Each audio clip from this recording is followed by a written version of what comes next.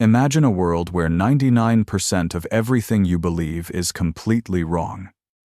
A world where those in power decide what you'll think, what you'll believe, and even who you'll become. Sounds like science fiction? No, this is the world we're actually living in. Leo Tolstoy, the Russian literary genius, author of War and Peace, discovered a terrifying truth about human nature. This truth got him excommunicated from the church, branded a traitor by society, and forced him to spend his entire life fighting against those who wanted to control his mind. Tolstoy wrote, "There are two types of people in this world: those who give themselves the right to decide for others how they should relate to God and to the world, and those, the overwhelming majority, who hand over this right to others and blindly believe everything they're told. Both groups are equally guilty." Which group do you think you belong to? Before you answer, stick around until the end of this video, because I'm going to reveal the dangerous secret Tolstoy discovered about how authority controls our minds, and it will completely change how you see power, education, and even yourself. Tolstoy wasn't the first to recognize this problem, but he may have been the first to dare speak the truth so bluntly. Most of us are living lives that aren't our own. He wrote, "A thought can only guide your life in the right direction when it answers questions posed by your own soul.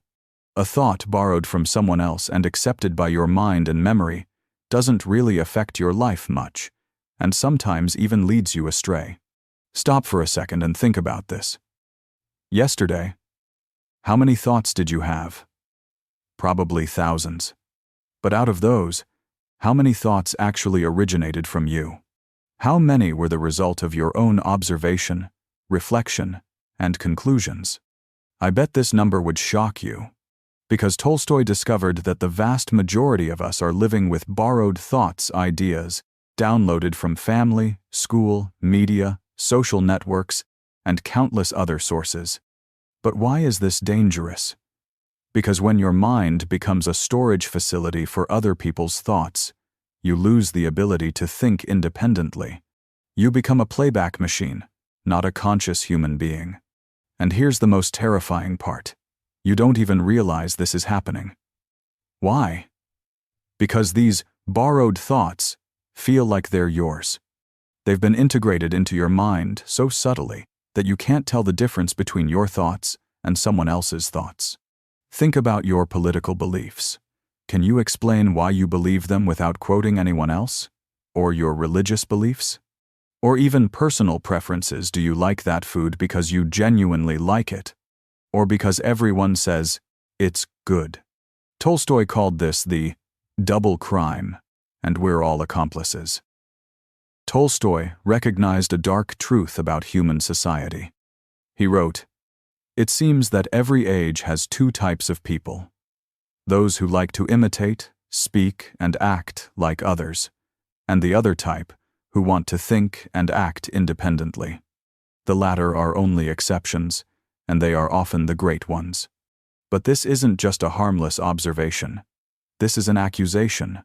Tolstoy isn't just describing, he's condemning. Group 1. Those who impose authority. These are people who give themselves the right to decide for others. They create systems of dogma, truths, that you must believe without question. In Tolstoy's time, these were the clergy. Today, these might be influencers with millions of followers, politicians with grandiose promises, or experts on media making definitive statements about everything.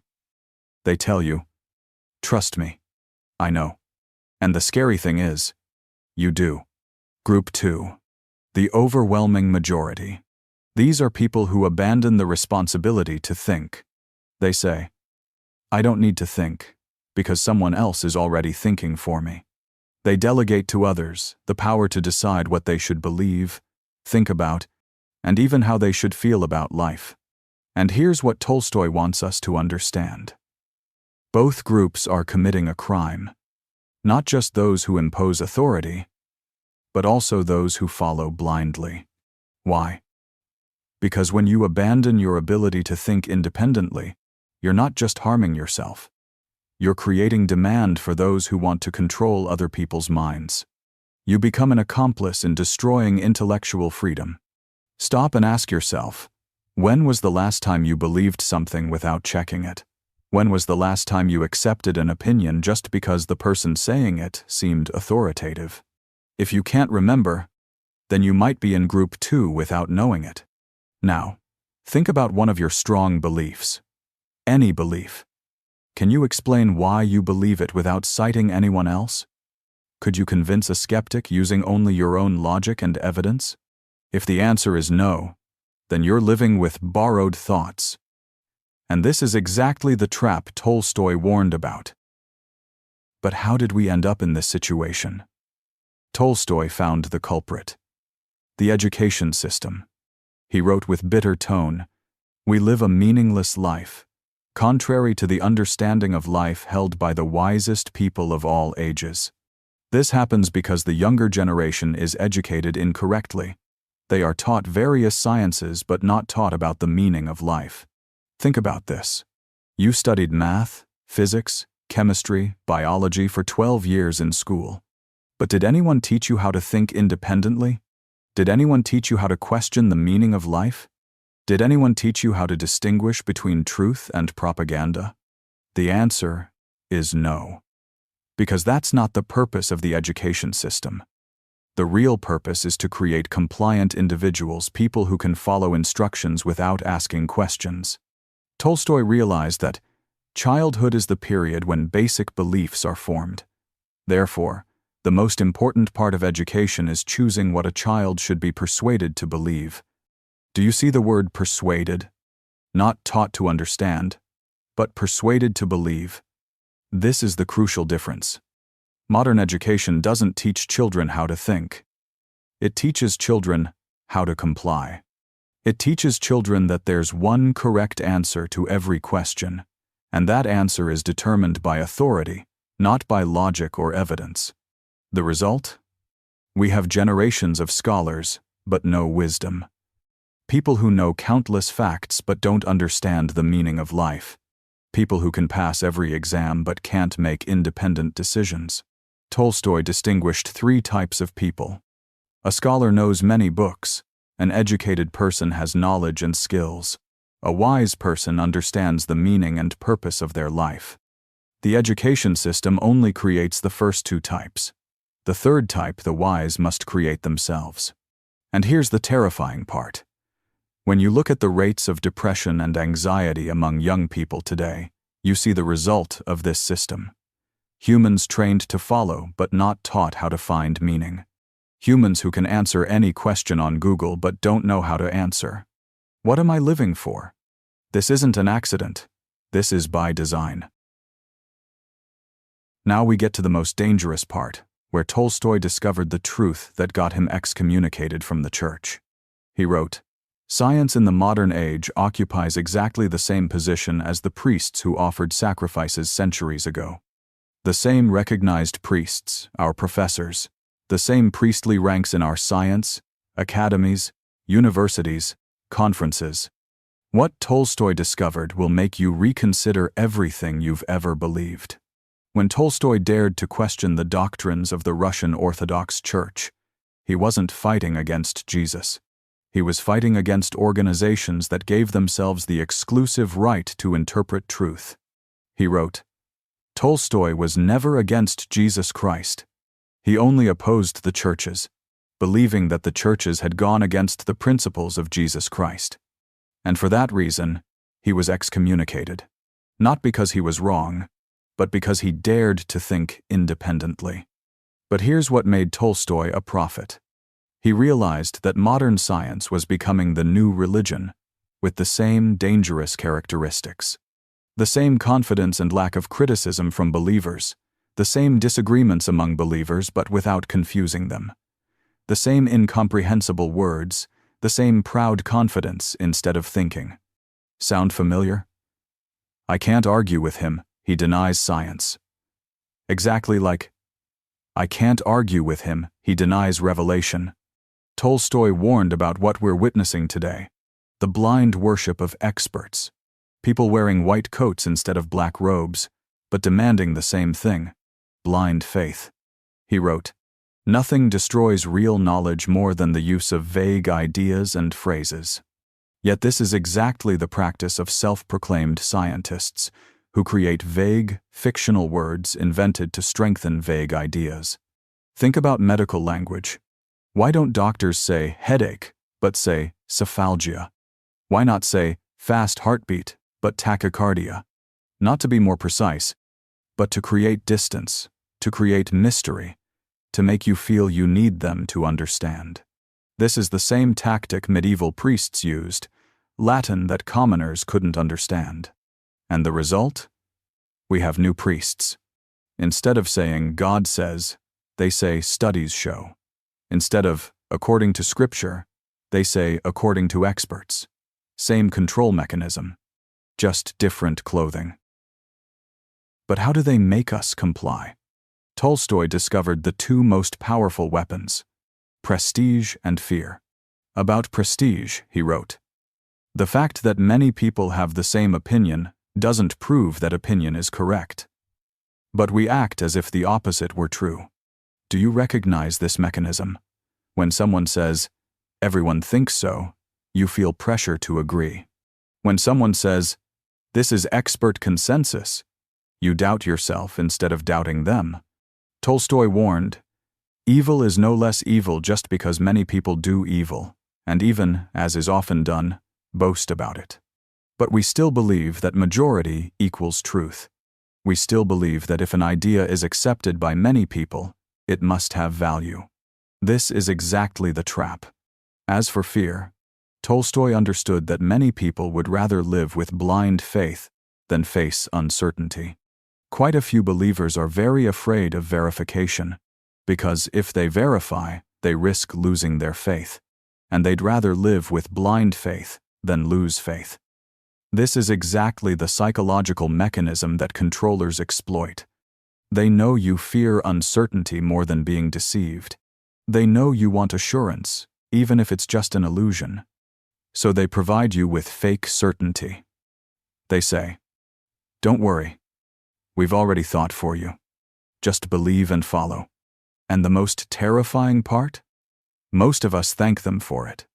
Ask yourself, have you ever pretended to understand something to avoid being seen as stupid? Have you ever nodded in agreement with an opinion just because the speaker seemed authoritative?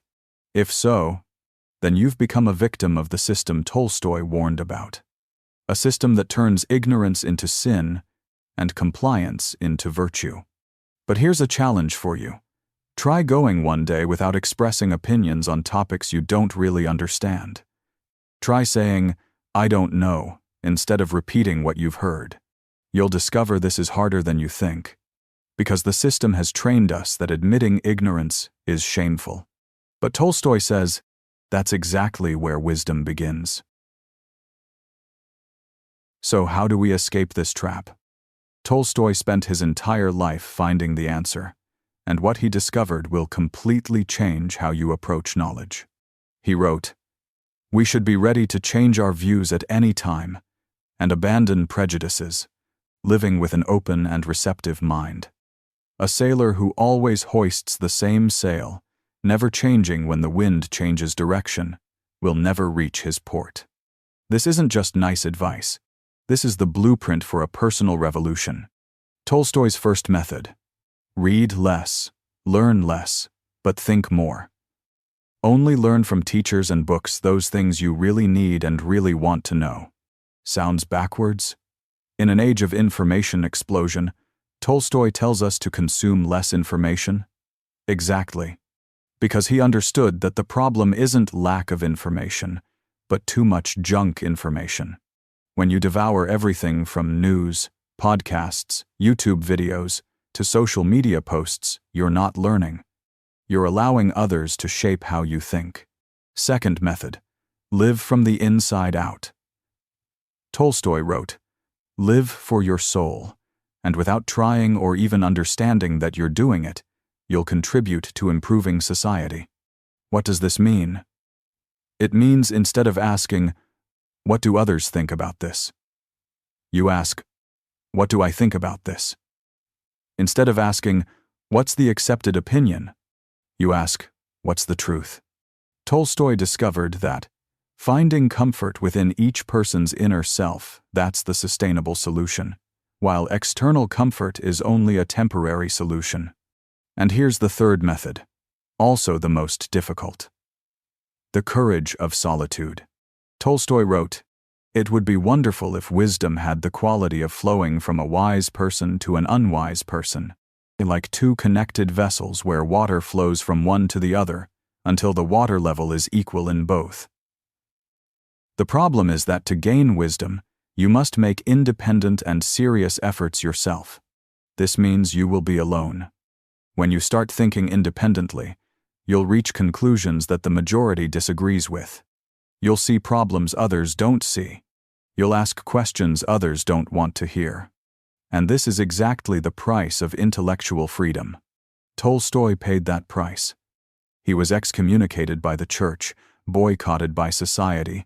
Even his own family didn't understand him. But he had no regrets, because he knew that authentic life only begins when you stop living according to other people's scripts. Now, let's move from theory to practice. Tolstoy wrote, "The purpose of human life is to transform the irrational beginning of our lives into a rational beginning." This isn't abstract philosophy.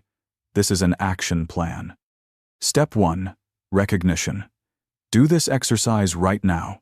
Write down your 10 strongest beliefs. Could be about politics, religion, health, education, anything. For each belief, trace its origin. Where did you learn this? From family, school, media, friends? If you discover they all come from external sources, then you're living someone else's life. This isn't criticism, this is awakening. Step 2. Verification.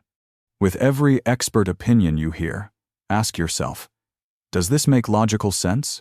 Do I have direct evidence? Or am I just believing because the speaker seems authoritative? Be wary of phrases like, "Trust the science," "Experts agree," "Studies show," especially when the speaker doesn't explain which studies, which experts, or which science. This is a major red flag. When someone asks you to believe without providing evidence, you can verify yourself. Step 3. Rebuild. Tolstoy wrote, "Improve your own soul, and trust that only by doing this can you contribute to improving the larger society of which you are a part." This means you start building your own belief system, based on your own observation, experience, and reasoning. It will be slow. It will be difficult. It will be lonely. But that's the price of freedom. And here's the most important thing. Don't replace one authority system with another authority system. Don't replace trust the government with trust YouTube. Don't replace trust the church with trust science. Learn to trust yourself. No one, absolutely no one cares about truth as much as you do. Because no one has to live your life except you. Tolstoy wrote, "The only real science is knowledge of how a person should live their life." And this knowledge is open to everyone. You don't need credentials to understand life. You don't need experts to know what's right for you. You just need the courage to think independently. That's exactly the revolution Tolstoy called for. Not a revolution in the streets, but a revolution in your mind. And now, we come to the dangerous secret I promised to reveal from the beginning. The secret Tolstoy discovered that completely changed how he saw the world. Tolstoy wrote, "The only real science is knowledge of how a person should live their life. And this knowledge is open to everyone." Sounds simple? That's exactly its genius. The dangerous secret isn't a complex formula or profound theory. It's simple to the point of being terrifying. No one cares about truth as much as you do. No one. Governments have their own agendas. Corporations have profits to protect. Religious organizations have power to maintain. Experts have reputations to preserve. Even your family and friends have their own biases and motivations. But you have only one goal: to live an authentic life. And therefore, only you have the real motivation to find truth. This is exactly why every authority system fears independent thinking individuals. Not because they're dangerous to society, but because they're dangerous to the control system. Tolstoy wrote, "Accept Christ's teaching as it is, clear and simple. Then you'll see that we're living among great lies." When you start thinking independently, you'll see these lies everywhere. You'll see how language is used to obscure rather than clarify. You'll see how truths sold to you are actually just opinions packaged beautifully. And here's the final warning. In a world full of lies, independent thinking isn't a luxury, it's a survival skill. Because when you delegate to others the power to decide what you should think, you don't just lose intellectual freedom, you lose yourself. Tolstoy rejected an entire powerful church to find truth. He accepted isolation, boycotts, even misunderstanding from his most beloved people to maintain his right to think independently.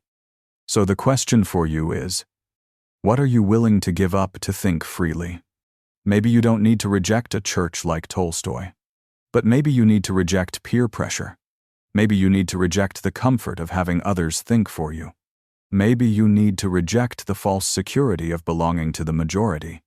If this video has made you question any authority in your life, please share in the comments. If it's made you realize that some of your thoughts aren't actually yours, tell us about it. Because this is exactly how revolution begins. Not with street protests, but with questions in the mind. And remember, in a world full of sheep, being an independent thinker is the most powerful revolutionary act. Tolstoy said, "Improve your own soul and help others do the same. That's the meaning of life." So the final question is, will you be a follower or a free thinker? Will you live someone else's life or your own? Your choice doesn't just determine your life, but also determines what kind of world we leave for the next generation. And that is the most dangerous secret Tolstoy wanted you to know.